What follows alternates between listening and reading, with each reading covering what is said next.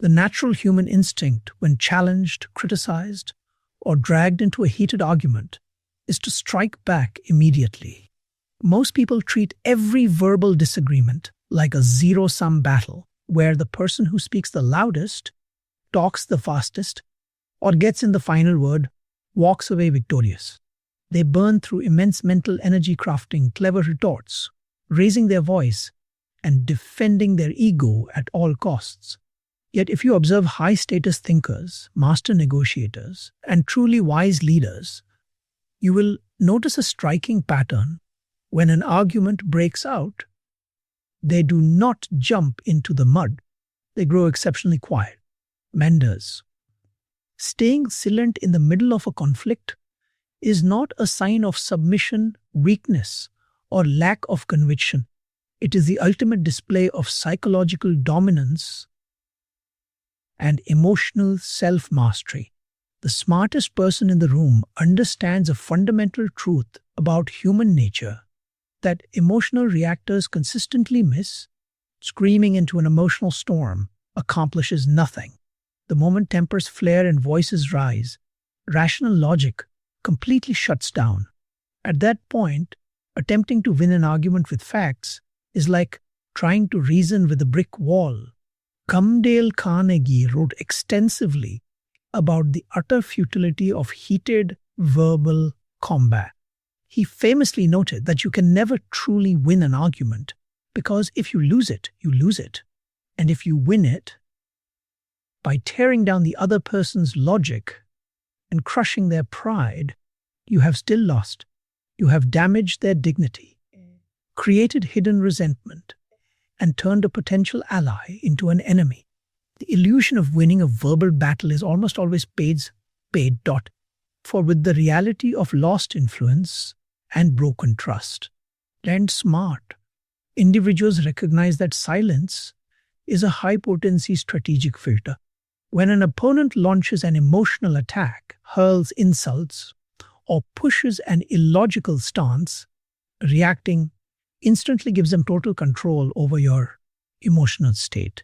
It pulls you onto their level and forces you to play by their chaotic rules. By holding your tongue and stepping back, you refuse to hand over your leverage. You force the other party to sit alone with their outburst, surrounded only by the echoes of their own noise. When you master the discipline of strategic quiet, you stop viewing arguments as ego-driven battles to be won. Instead, you view them as diagnostic windows into the other person's character, stress tolerance, and hidden insecurities. While they spend their energy shouting, you conserve yours, evaluating the situation with cold, calm, and analytical precision. In the next section, we will break down how remaining quiet allows you to exploit the natural, psychological mechanics of conversational silence, forcing your opponent to dismantle their own flawed arguments without you having to lift a finger. Remaining calm and quiet during a heated argument shifts total psychological leverage back to you while your opponent burns out. The true secret of strategic silence lies in how the human brain handles unresolved conversational pressure. When an argument erupts, an emotionally reactive person unleashes a flood of words, assuming that volume and velocity create persuasive power. In reality, the more someone talks while emotionally dysregulated, the more logical flaws, contradictions, and foolish statements they expose. Highly intelligent individuals stay quiet because they know that if you give an agitated opponent enough uninterrupted runway, their own momentum will inevitably cause them to crash. Dale Carnegie observed that one of the most effective ways to persuade anyone is to let them do the majority of the talking. When people feel heard, or when they run out of emotional fuel, their internal defense mechanisms naturally begin to soften. By granting your opponent complete conversational space without interrupting, correcting, or arguing back, you allow their initial wave of anger to burn itself out entirely. Consider the psychological mechanics at play when an argument breaks. out and you respond with absolute silence paired with a calm, neutral gaze. You know, the attacking party expects friction. They have mentally prepared for you to interrupt, deny their claims, or shout back, which would validate their anger and give them fresh material to fuel their tirade. When you offer total silence instead of resistance, their fight or flight nervous system experiences a jarring disruption. They hit a wall of absolute calm without your emotional friction to push against. Their momentum stalls. The silence stretches. Blend. Because human beings experience intense psychological discomfort in unfulfilled conversational vacuums, the attacker feels an overwhelming urge to fill the void. To bridge the awkward quiet, they start expanding on their points. But because their initial burst of emotion is spent, their logic breaks down. They begin qualifying their harsh statements. Well, it's not entirely your fault. Or look, I'm just stressed because in less than 60 seconds of absolute quiet, their aggressive assault transforms into a defensive explanation. They dismantle their own argument without you having to drop a single logical bomb. And furthermore, remaining silent gives you the critical time needed to process high-level tactical intelligence, while an emotionally charged person is focused entirely on what they are going to yell next. Your quiet mind is actively analyzing the room. You're identifying root causes. Are they actually mad about the current topic? Or is this an outburst born of fatigue, insecurity, or a completely unrelated failure? Spotting strategic blind spots. What critical assumptions are they making that are demonstrably false? Band formulating precision responses. Instead of offering a messy, impulsive reaction, you have the space to craft a single, devastatingly clear sentence that settles the issue permanently. Once the noise stops, staying quiet in an argument is not about hiding. It is about letting the storm blow past so you can strike with surgical accuracy when the air finally clears. And in the next section, we will explore how to use the power pause and low register vocal framing to command absolute authority the exact moment you choose to break your silence. Uninterrupted silence creates a psychological vacuum that forces an aggressive opponent to walk back their own emotional claims. Silence in a disagreement is not passive inaction. It is the setup for maximum impact. The true power of staying quiet during an argument becomes undeniable at the exact moment you finally choose to speak. When someone has spent minutes shouting, interrupting, and burning through their emotional reservoir, the room becomes desensitized to their noise. But when the quietest person in the room finally opens their mouth, every eye turns, the volume in the room drops, and every word carries massive weight. Dale Carnegie emphasized that the tone and delivery of your voice determine how your message is received far more than the raw words you select. When people lose their temper, their vocal pitch naturally rises and their speech speeds up, a subconscious signal of panic and lost control. High-status thinkers exploit this dynamic by deploying the power pause, paired with a low-register, steady vocal delivery. When your opponent finishes their emotional tirade and looks to you for a reaction, do not answer immediately. Count to 3 silently in your head. Maintain steady, unblinking eye contact with a completely neutral expression. That 3-second delay is psychological warfare. It communicates to your opponent and everyone watching that you are completely unbothered by their outburst, entirely in control of your reactions, and unhurried by their artificial sense of urgency. When you finally break your silence, execute these 3 structural rules of strategic communication. No. First, lower your vocal register and slow your speech rate by 20%. Speak with a calm downward inflection at the end of your sentences. Way a deep, measured voice acts as an immediate psychological anchor, forcing the room's chaotic energy to lower to your frequency. And second, strip all emotional qualifiers from your words. Never start your response with defensive framing such as "that's not fair, you're lying," or "let me explain." Defensive explanations signal that you feel accountable to their accusation. Instead, state verifiable facts or ask a targeted surgical question. We have heard your perspective on the timeline. Now let us look at the actual data from last quarter. Notice how those two sentences instantly reframe the entire interaction. You didn't argue with their emotional perspective. You simply bypassed it and refocused the conversation on objective reality. Third, keep your response brief.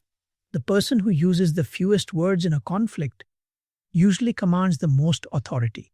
Over-explaining is an immediate admission of insecurity.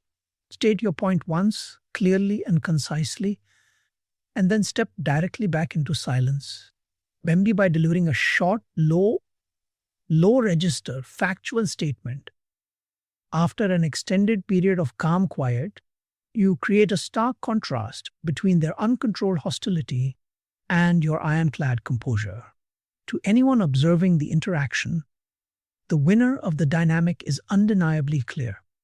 One person lost control of their emotions, while the other retained total control of the room. In the next section, we will look at how to protect your peace of mind when an argument is initiated by someone who genuinely wants to destroy your reputation, and how to stay quiet when your own ego is screaming at you to defend yourself. Breaking strategic silence with a slow, low-register response instantly re-anchors the room's power dynamic. The absolute hardest time to stay quiet is not when an opponent is being illogical. It is when they launch a direct, unfair attack against your personal character, intelligence, or reputation. In those high-stress moments, your ego wakes up with violent intensity. It demands immediate defense, urging you to tear down the accuser, expose their flaws, and prove your innocence right then and there. However, surrendering to that ego-driven impulse is the exact trap your adversary wants you to fall into. Being a malicious provoker does not engage in an argument to discover truth or arrive at a sensible resolution.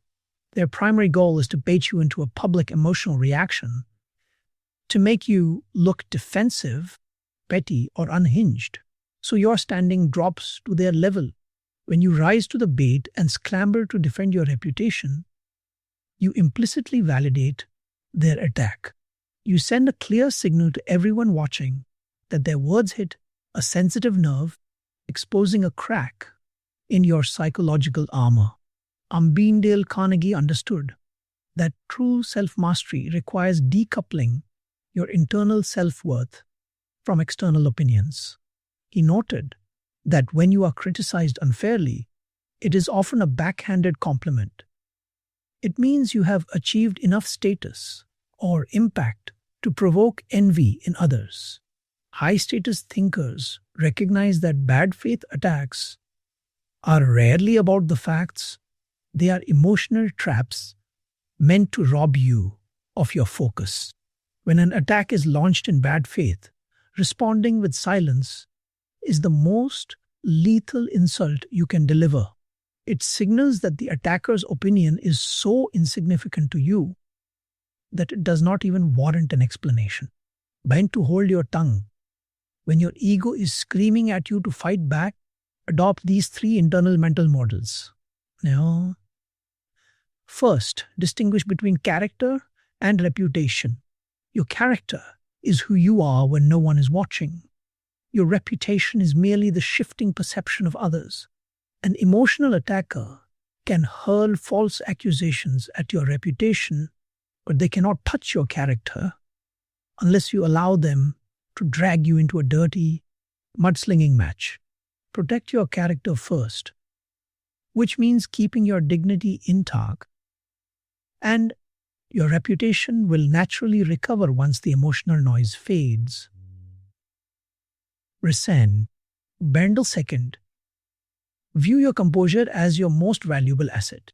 The moment you raise your voice or launch an aggressive counterattack, you surrender your highest asset, your self-control. Ask yourself in real time, is proving this insecure person wrong right now worth sacrificing my peace of mind and professional composure? The answer is almost always no. Third, master the art of tactical non-engagement. If an argument reaches a point where the other party is simply tossing mud, execute a clean, silent exit. Give them a short, cold nod, hold eye contact for a single beat, and walk away or transition directly to the next agenda item without offering a single word of defense. Lands. Leaving an attacker shouting into thin air strips them of their audience, denies them their emotional payoff, and highlights their complete lack of professionalism to everyone watching. Chant. When you conquer your own internal desire to defend your ego, you become virtually unassailable. Your silence becomes an impenetrable shield, leaving your critics to drown in their own toxicity while you step forward unbothered. Blend in a final movement. We will synthesize these lessons into an untouchable lifetime strategy for navigating every disagreement with total authority, unyielding peace, and complete social victory. Refusing to defend your ego against bad fit attacks denies your opponent their emotional payoff, leaving their hostility exposed. Choosing silence in arguments is not about running away from conflict or suppressing your true thoughts out of fear. It is the ultimate expression of emotional sovereignty, high-status restraint, and long-term strategic dominance. In a world overrun by noise, reactivity, and fragile egos desperate for validation, your ability to remain calm, observant, and quiet in the heat of a disagreement elevates you into an entirely different class of leadership. You stop wasting your precious energy on temporary ego battles and start focusing on what truly matters: long-term influence, personal peace, and unshakable clarity. So, Dale Carnegie's timeless philosophy reminds us that the primary objective of human relations is to build authentic value and preserve mutual respect whenever possible. When you master the discipline of staying quiet during moments of high friction, you embody the highest form of personal authority. You demonstrate that your internal baseline is far too anchored to be disrupted by another person's emotional outburst. High-integrity leaders will revere your composure, while reactive instigators will quickly realize that their chaotic games have zero effect on you. Embry, as you move forward, carry this strategic quiet with absolute confidence. Or remind yourself that every argument you decline to join is a victory for your mental clarity. Every petty insult you allow to fall into silence is a testament to your emotional maturity. You do not need to prove your intelligence by arguing louder, talking faster, or getting in the final word. Your character, your consistent results, and your unbothered presence will always speak louder than any words ever could. When you step into every room, every high-stakes negotiation, and every challenging conversation with the quiet strength of someone who has mastered their inner world, when you command your own mind, you naturally command the room without ever having to raise your voice. Mastering strategic silence preserves your energy, commands respect, and cements your status as an immovable leader in any room.